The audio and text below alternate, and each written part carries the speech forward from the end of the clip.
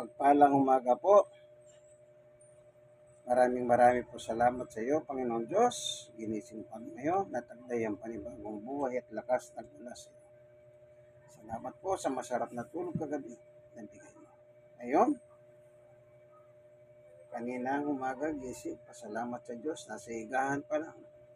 Then, gumawa ko ng daily maintenance, garlic, ginger, calamansi, at water. Akin na pong ininom. Then, anong ginawa ko? Pinasyal ko, nilibot ko ang aking mga aso sa aming paligid, sa aming barangay. At naging successful naman po sila. Ibig sabihin ng success, nakabiwi na, nakadumi pa. Okay? Ngayon, pag-akyat, ginawa ko, pinainom ko sila ng vitamin. Nasa ba yung vitamin? Nakalabas pala. Pinapainom ko sila ng vitamin kasi binigyan ako ng vitamin, pinabili ako ng veterinary. After that, pinagtimpla ko sila ng pagkain. Ito. Atay ng manok, balon-balunan ng manok, pitso ng manok. Yan. So, nakahanda lang, nilagay ko sa tabi. Dalawa yan, kasi dalawa sila. Si Samir at Pinter. Para pag any moment na under na yung gutom, kumain na lang sila. At meron sila nakalagay na dog food, Aussie food. Aussie. Yan. Ganyan pong paghahalaga ng aso. Ngayon, ako naman, siyempre, tapos na sila. Naggalaw-galaw muna ng konti-konti sa loob ng bahay para mag-exercise. Kailangan kasama yung exercise. Yan. Hindi yung walang galaw-galaw. Palakas ng daliri. Yan. Gumalaw-galaw ako. Kahit anong galaw lang po, basta makakagalaw kayo. Ang mahalaga, gumagalaw kayo.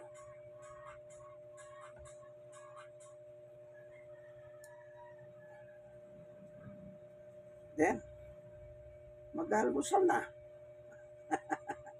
Itong almusal naman na ito, ayon sa Biblia, sabi ni Jesus, Mateo 6:9, ganito kayo manalangin, Ama namin nasa langit ka. In verse 11, bigyan mo kami ng aming kakanin araw-araw.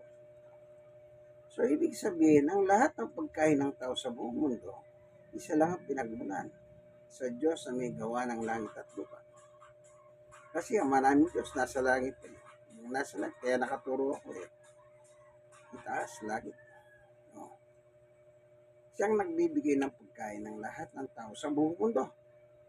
Doon naman sa Mateo 4:4, sabi ni Jesus kay Satanas. Satanas! Kasi po tinutokso siya ni Satanas that time. Kasi nga, nagpasting si Jesus and 40 days and 40 nights at nagutom siya. Kaya sabi ni Satanas, etong bato, Jesus, kung ikaw ang anak ng Diyos, gawin mo tinapay ang mga ito. Kasi, para makakain siya. Sagot naman ni Jesus, Satanas, nasusula, hindi lamang sa tinapay nabubuhay ang tao, kundi sa salita ng Diyos. Amen. Tinuro ni Jesus ang pagkain mahalaga kasi dalawang ating kalagayan. May physical tayo, meron tayong spiritual. Yung spiritual yung nagpapagalaw sa atin. Nakakanasalita, galaw-galaw yan. Kasi kung wala na yung espiritu na yun, patay na. So, ang pagkain ng ito katawan, yan yung nakita nyo, pinakita ko, yan. Instant pagkain masa. Ayan. Meron pang pan. Meron pang pamalaman ng pan. At meron pang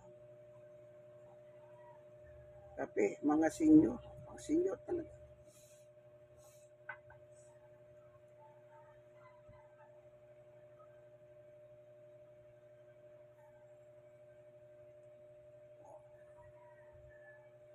Kaya kayong mga kasenyor, gumalaw-galaw na ba kayo? Kayong mga ka-stroke, stroke po ako 5 taon. Biyaya ng Diyos. Ito, malakas. Sa tulong ng Panginoong Yesus, malakas. Siya po nagpapalakas sa akin eh. Jesus. In Christ. Ano, no? PWD, yung tuhod ko. Meron punit sa gitna. Pero ano, ayun, biyaya ng Diyos. Awa ng Diyos, malakas. Nakakasikip pa. 5 taon na rin to. Yung pagka itutuhod ko, tsaka yung stroke ko, magkasabay lang yan. Halimbawa ngayon, nagpa-doktor ako, na-stroke ako. Tapos kinabukasan ito naman po. Kaya,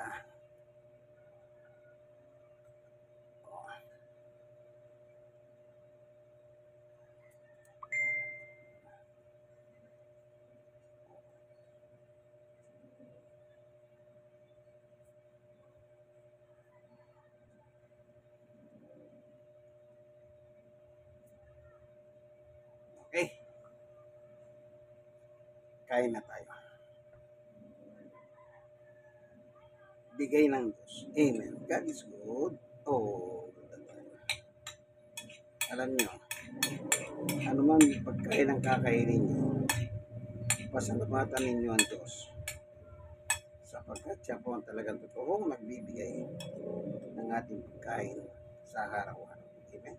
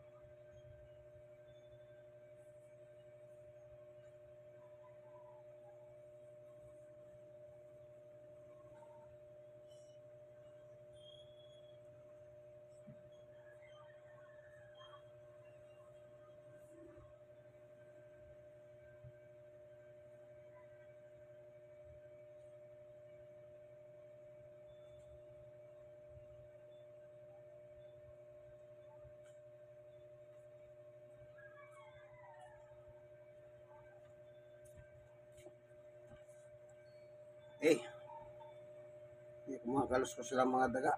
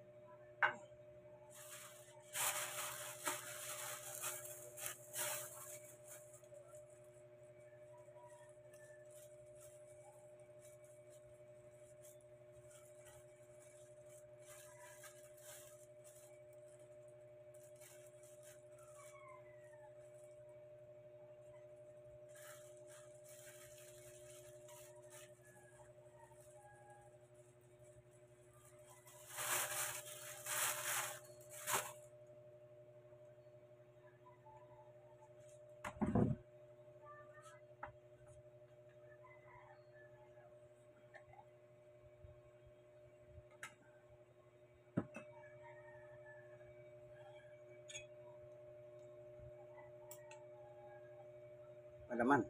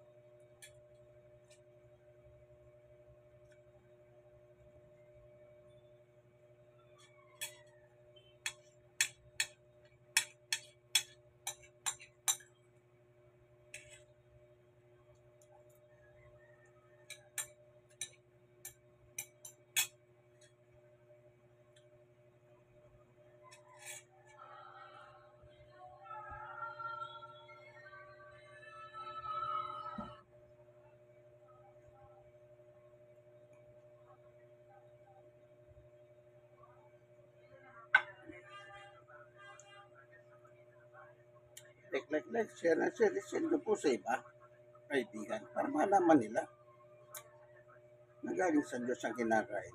Ano yan, magaling yan.